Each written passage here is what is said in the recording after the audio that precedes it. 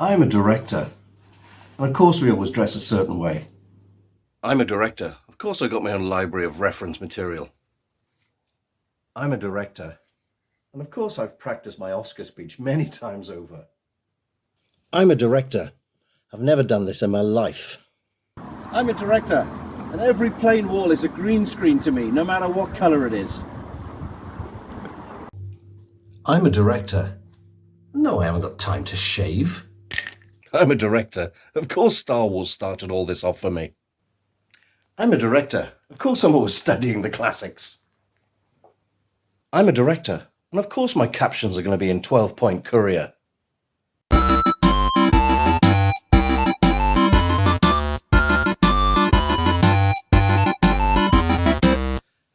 Hi kids, welcome to Terry on Tuesday.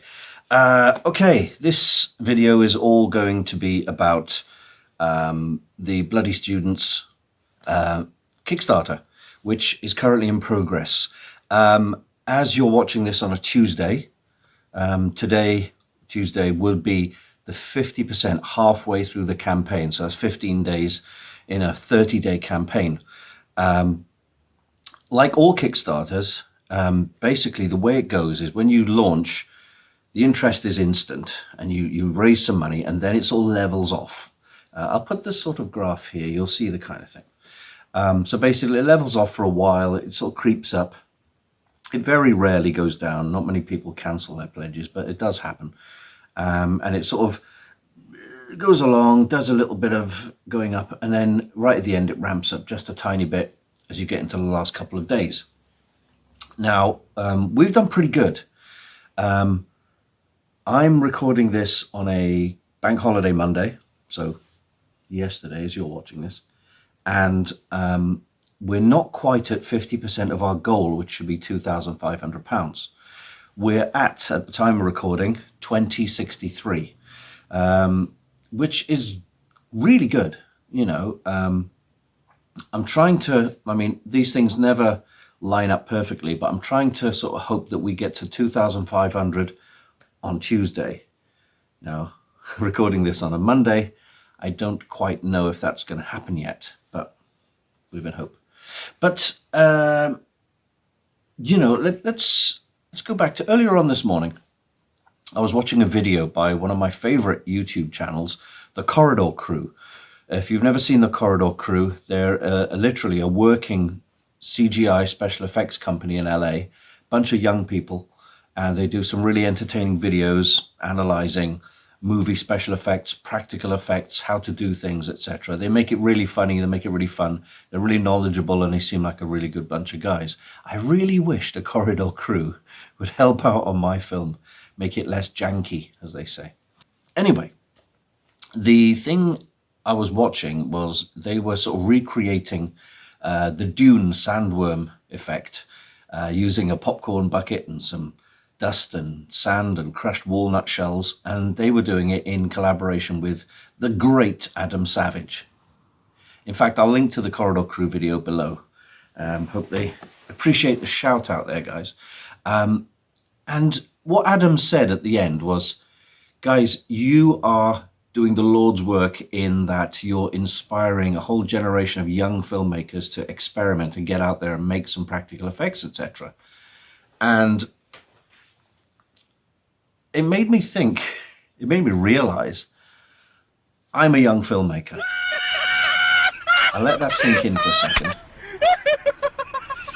Yeah, I class myself as a young filmmaker because in terms of filmmaking career, I've not done a lot. I've produced and I've acted in quite a few short films. I've done a lot of TV extra work. I worked a little bit behind the scenes in, let's say, Pinewood Studios for a brief period. And I've worked in stop motion studios for a couple of years, nearly 10 years. And, you know, I've done a CG course and stuff. I produced a short film in 2015, which really started me off. That was called The Black Room. It's still on YouTube somewhere. And then we did OFFWORLD, which was essentially my first directing gig. And now we're on Bloody Students. So, you know, essentially, I'm only into directing my second thing. And that makes me a young filmmaker. And although I am not young in a temporal sense, you can tell, this is a weird reason why I am not asking for a £2 million budget.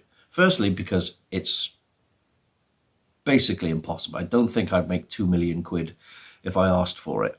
Last year I did a Kickstarter for Bloody Students thinking, oh, I'll easily get 10,000, but there was lots of factors in play why that didn't happen. Cost of living went through the roof.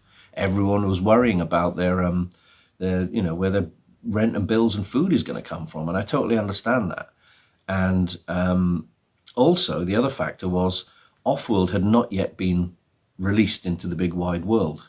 So where I almost always get supported in Kickstarter backers and campaigns and stuff by people who know me, a lot of them understandably thought, well, I don't really think I should be putting more money into your second film if I haven't seen anything to do with your first. I mean, that money's sort of disappeared down a black hole, right? But as if you're on my socials, you'll know, Offworld got finished. It took a long time, and it got submitted to the American distributors, who released it a couple of months ago, about 3 months ago now, in the States and Canada on streaming platforms. And the sales are beginning to sort of break out to the rest of the world now. At the time of recording this, a few days ago, you probably see this on my socials. We had a call with the distributors, myself and Danny, my co-producer on Offworld, and they told us that international, which means UK and Europe and everywhere else, the rest of the world, distribution and marketing has started and it's beginning to roll out, and we will let you know very soon when it's available for the rest of the world to see, including the UK. A lot of the backers have seen Offworld now. The people who backed Offworld with their own money have seen the film. And I feel that was really important. Obviously, they needed to see it first. And they, we've had generally a good response. Me and Danny would be the first people to say it's not the best film in the world. Because as I've said many times before, it was a super low budget, £9,000, give or take, with a little bit of money thrown on top for post-production. Filmed in 6 days in a huge rush, outdoors mostly. Everything went wrong. It was certainly an exciting and fun time, but it had a lot of headaches, even from the point of view of the cast becoming ill, sunstroke, concussion on Danny's part, torn tendons, all kinds of things like that. And from the other point of view, professionally, I didn't direct the way I wanted to. Everyone kind of pitched in, and I know it was from a place of we're all trying to help, but there was no delineation between the roles of who does what. Obviously I didn't want to act in the film, but I had to step in for an actor who dropped out. So I was producer, director, special effects, set builder, etc., and then actor on top. But every actor, every crew member did a bit of everything, which you'd think would sound like a good idea, but it isn't. There's got to be job delineation. You've got to know where your job begins and ends. And unfortunately, there was too much of a committee thing going on. And that, unfortunately, resulted in a film that we had to fix in post many times. We had to add extra scenes to change the length and be more explanatory. Say that again. Be more explanatory with the story and clear things up. But even then, it was basically making the best of a bad situation. I'm an actor. Of course I have to battle with my cat when I do self-tapes. Please don't knock that over again. I'm an actor. Of course I hoard props and clothes in case they're perfect for a scene.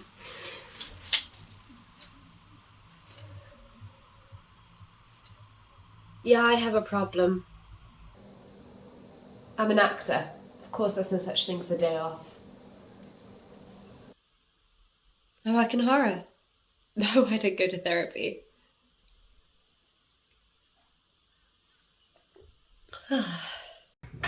I work in horror. Of course I wear sunglasses to hide the fact that I've done 3 night shoots in a row. Now where's the coffee?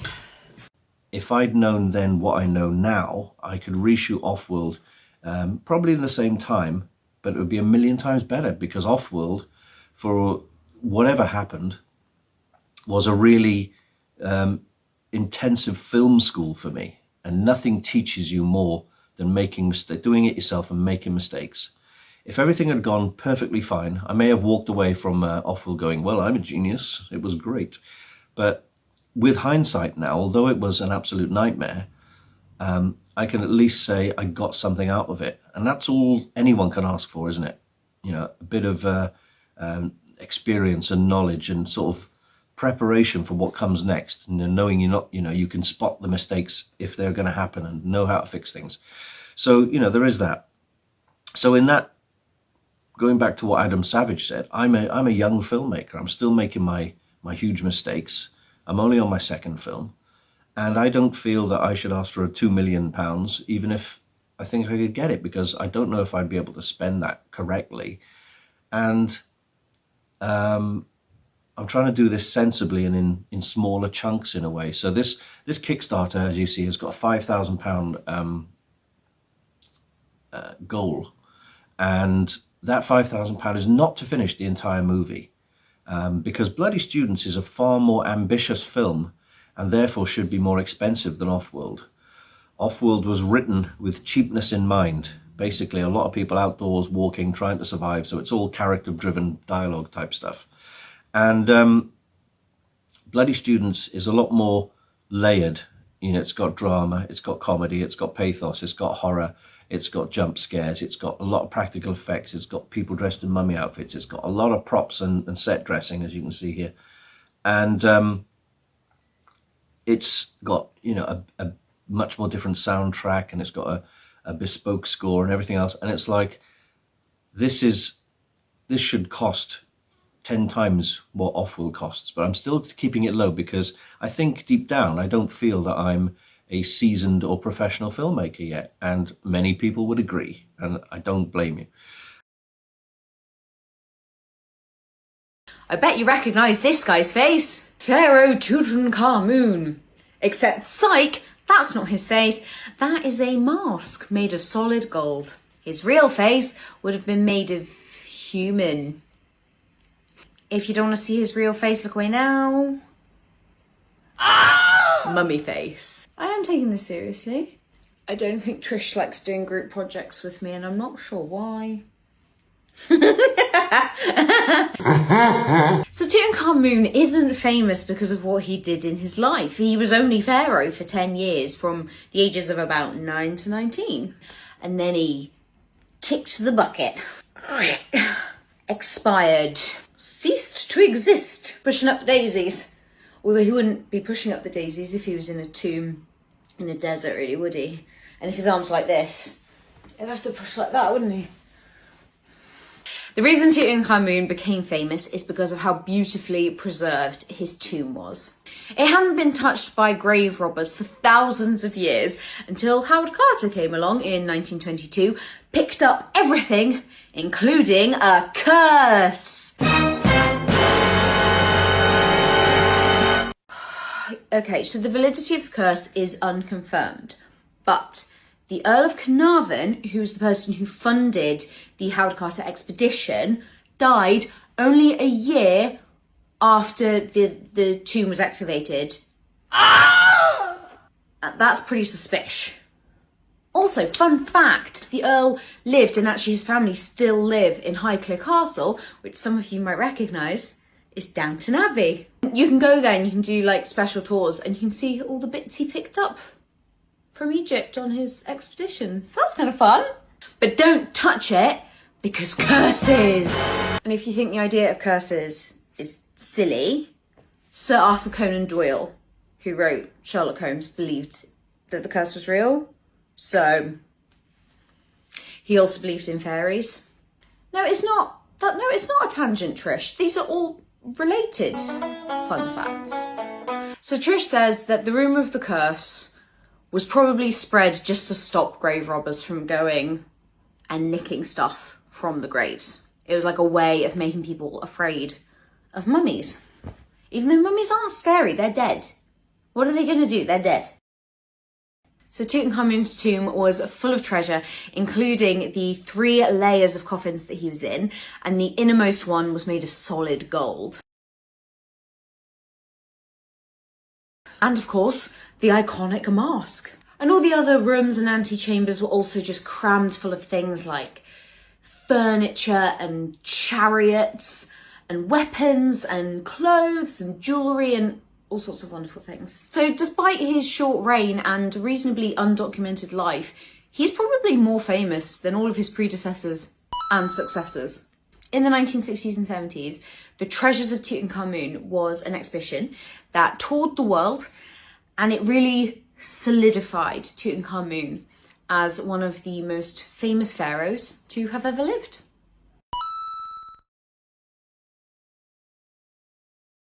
The money we're asking for in a Kickstarter, the £5,000, is just so we can fund the filming of all the actors in the scenes we need. Admittedly, £5,000 to anyone is quite a lot of money. But there's this weird, I've talked about this before, this weird kind of disconnection, because £1 million for a film budget in the film industry, you know, and I'm not talking like Hollywood, I'm just talking like in the UK, £1 million equates to a low budget film or even a micro budget film. Don't get me wrong, who wouldn't like to win £1 million, right? If somebody handed me £1 million and said, make your film, I'll say, thank you for the £1 million, I'm going to make a trilogy for the same amount of money. Because right now, I can't think of a way I'd spend £1 million on one film. I'm sure I can make more than one film with £1 million. Anyway, never going to make £1 million. So the plan is, this £5,000 will, I hope, pay for camera crew, sound, makeup people, actors, venue hire, and all the other little minutiae like travel costs and things like that, just to get the filming done. That's cutting it fine. £5,000 on top of what we got left in our budget is not a lot. It's still more than Offworld. By the time we've spent the £5,000 and everything else in a budget, we would have spent, say Offworld was what, 10,000. We probably would have spent 13 or 14,000, but it all goes really quickly. I'll give you an example. That is a DVD CD case, which we've hollowed out. We got it off Facebook Marketplace. We managed to get it for 250 quid. It would have cost a lot more for me to build that by hand. So 250 quid is a good price, especially when you know that buying these things brand new, they cost £900. So 250 quid is gone. So that's £250,000 already. To dress someone in a mummy costume as cheaply as we have, you need a spandex onesie all over, hood, everything else. You'll see some silly footage here. Then that would cost you maybe 25, 30 quid. On top of that, you've got to get all the bandages done, which I made every single one by hand by buying £30 sheets from B&Q. The Americans would call it Home Depot. And literally cutting them up into strips and dyeing them and rolling them up and everything, and then gluing them and spraying them and wrapping them around the actor. And then you got shoes, then you got gloves, then you got masks, which are custom-made latex rubber masks, which we've made by hand. No molding. It's just literally sculpted by hand using liquid latex and cotton wool, etc. All of that for a single mummy would probably come to £150, and that's doing things as cheaply as possible. Now, if this was a proper funded motion picture, dressing a mummy might come to £1,000 per mummy. But we've got it down to about 150. But still, if we want 10 mummies in our film, we either got to spend £1,500 in costuming. We will be doubling up. So the good thing about mummies is you can wrap them differently and you can change the masks and they look like different mummies. So we will try and do some special effects where we can have more than one compositor on screen at once, and we can change the mask and stuff over. So we're doing whatever we can to save time and costs, basically. I think I've got a good handle on how to do things cheaper, but not necessarily looking cheaper. Do you know what I mean? The whole point is, if we can hit the goal with this Kickstarter, then we can, I hope, shoot all the scenes that need to be done, and everything else we can take our time doing. We can bring in money. Obviously, I'm still paying for stuff out of my day jobs and everything else. I'm still putting money that I earn into the film. So it's not a case of me just taking people's money and spending it on the film. Yes, we're getting donations, we're doing the Kickstarter, but I'm putting a lot of my own money and a heck of a lot of my own time into it. I mean, me and my co-producer paid for that. It wasn't paid for by, someone else's money. In the last year or so, I've bought set dressings and things. The average clapperboard is about 10 quid, but I must have bought about £300 worth of set dressings, On top of that, I've been buying wood to make museum plinths, and I've been making them myself and all sorts of things. So basically, a Kickstarter is a helping hand to get us to the finish line a bit quicker. I don't want this film to take another 7 years like OFFWORLD did, but I don't think it will. I think it's a lot more planned. We're sticking to the script more, and everything just seems to be flowing a lot nicer. So I'm going to end this video with a message of thanks to everyone who has supported the Kickstarter at this halfway mark.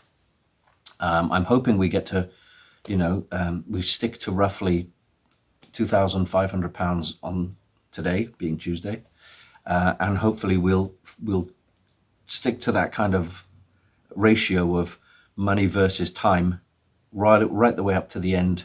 Now, it would be wonderful, it would be amazing if this reached a lot more people and we went past our £5,000 goal, because every penny we get in really helps. It means we can do an extra day shooting.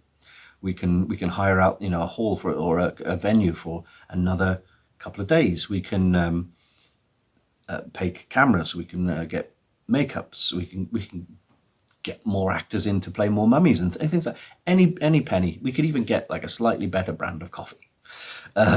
But all these things help, so it'd be great if we just had a really success story like OFFWORLD. OFFWORLD, we only asked for £2,000 to cover the basic costs. We ended up getting 10,000. If we could do something like that with this film, I'd be chuffed. I'd be very, very chuffed. But maybe we won't. As long as we hit the goal, I'll be happy. And I'd like to thank every single person out there, whether you put in £1 or top tier 200 or more, because some people have. I'm completely knocked out by your generosity, because most of the backers, I think we're around 30 backers now, the vast majority of them are people who actually know me. They've either people who met me in person, or we've got, they're distant, like maybe in the States or Australia or somewhere, but we've got a kind of rapport and we've been in touch for a while. So it's people who are connected to me in a certain way. And that's a real big vote of confidence. What's really weird is some people who are closer to me, I'm trying to say this diplomatically, some of the people you think would be the first to help out haven't helped out, have never helped out, and just kind of go, yeah, good luck with it, but never help out. Now, I'm not trying to embarrass anyone or shame anyone or guilt trip anyone into giving me money. It's completely up to anybody. I'm not begging for it. I'm not forcing it. I'm just saying, if you want to support me, great. If you don't want to support me because you've got other things to pay for, you don't really want to see the film, you don't think what I'm doing is of any importance or interest to you, that's fine. That's totally fine. I'm doing this for people who want to see the film. I'm doing this for people who like to see these kind of films. And I find that most of the people who are contributing to the Kickstarter like me enough to say, let's see what you can do, you know? So thank you to everyone who's done that. It amazes me every time we get a donation in or a pledge, even if it's £1, I'm like, wow, someone believes in me that much, you know, to actually put some money in, because it's still a difficult time to live financially for everyone. So that's the thank yous. Now the next bit then is, obviously I want to thank my two main cast members, especially my two main cast members. I know a number of people connected to the film, the crew, etc., have done some sharing on social media. We haven't had a lot of what's the word, collaboration with the rest of the cast and crew, and I hope you guys you know, will help out and do some sharing and stuff. I know you're busy, I know everyone's got things to do, but it would really help if we could reach more people. But the two people I really want to thank from the heart of my bottom are Angharad, who plays Kells, and Hannah, who plays Benny. These two girls, from the day they got cast, have literally been the most, I was going to say professional, but professional doesn't cut it, doesn't get anywhere near how committed they are to the film. They stay in touch regularly. They ask me questions without me reaching out to them. They come to me and say, should my character wear this? Should she say that? Here's an idea. How can we promote it? What if I do this? As you know, last weekend, Angharad went to Barry CollectorCon with me all weekend, gave up a nice sunny weekend to be there in full Kells costume and help me run the raffle, which raised, you know, some money for the film. And she's been doing TikToks as well, and more kind of ideas for promoting the Kickstarter and sharing stuff on a daily basis. Hannah is a huge TikTok following and a huge following in her own right as a comedian, writer, performer, that kind of thing. And she's been doing her TikToks and stuff in character as Benny. And if you haven't seen her stuff, you know, you'll see it on all the socials, especially Instagram. So give those two girls a follow. They are literally one of the big reasons why I want this film to succeed, because these two are stars, and two things could happen. One, the film gets made and they become even bigger stars, and that's going to happen whether we make this film or not, let's face it. But two, the other thing that could happen is, if we don't make this film soon, they're going to get snapped up by film and TV, because they're that good. They're that dedicated and that professional that they're going to have to leave Bloody Students to do bigger stuff. And I can't blame them. You probably don't know this right now, but our lead actress has now dropped out of the film. She's had to pull out because of a number of different reasons, but she is a seasoned pro. So I can't blame her for dropping out. It's taken probably a bit too long to make this film already.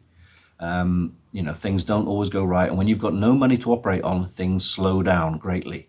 The one thing I think that a budget or any money in the kitty does for you, apart from increasing quality, but it speeds things up.